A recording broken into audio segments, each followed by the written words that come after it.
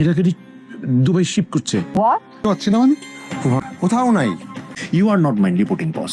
জন্মের পর থেকে আমি তোমার কথা অমান্য করি না, তুমি যা বলছো আমি শুনছি। মোহাম্মদ মোস্তফা কামাল রাজের জনপ্রিয় ধারাবাহিক এটা আমাদের গল্প এখন এক চরম উত্তেজনাকর মোড়ে দাঁড়িয়ে। একদিকে ফাহাদের দুর্নীতির জাল তাকে চারপাশ থেকে ঘিরে ধরেছে, অন্যদিকে সামিরের জেদ আর অভিমানে তছনছ হয়ে যাচ্ছে মেহরিনের জীবন। কিন্তু আগামী পর্বে কি মেহরিন সত্যি নিখোঁজ হয়ে যাবে নাকি সামির ফিরবে তার পরিবারের কাছে? গত পর্বে আমরা দেখেছি সামির তার পরিবারকে কোনোভাবেই ক্ষমা করতে পারছে না। নিজের ফুপুর পাঠানো সাহায্য সে শুধু প্রত্যাখ্যানই করেননি, বরং তার সাথে অত্যন্ত খারাপ ব্যবহার করে মেহরিনকেও কষ্ট দিয়েছে।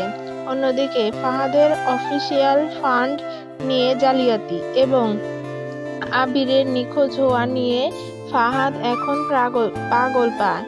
সায়রা এখন আর আগের মতো ফাহাদকে অন্ধবিশ্বাস করছে না। সে বুঝে গেছে ফাহাদ তাকে এআই এর ভয়ে দেখালেও সত্যটা অনেক বেশি ভয়ঙ্কর।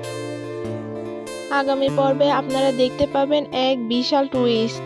রিক্যাপে দেখা গেছে ফাহাদ সম্ভবত দুবাই শিফট হওয়ার পরিকল্পনা করছে, কিন্তু তার এই পরিকল্পনা কি সফল হবে? সায়রা কি তাকে ছেড়ে দেবে? বড় খবর হলো মেহরিনকে কোথাও খুঁজে পাওয়া যাচ্ছে না। সামির কি মেহরিনকে হারিয়েই নিজের ভুল বুঝতে পারবে?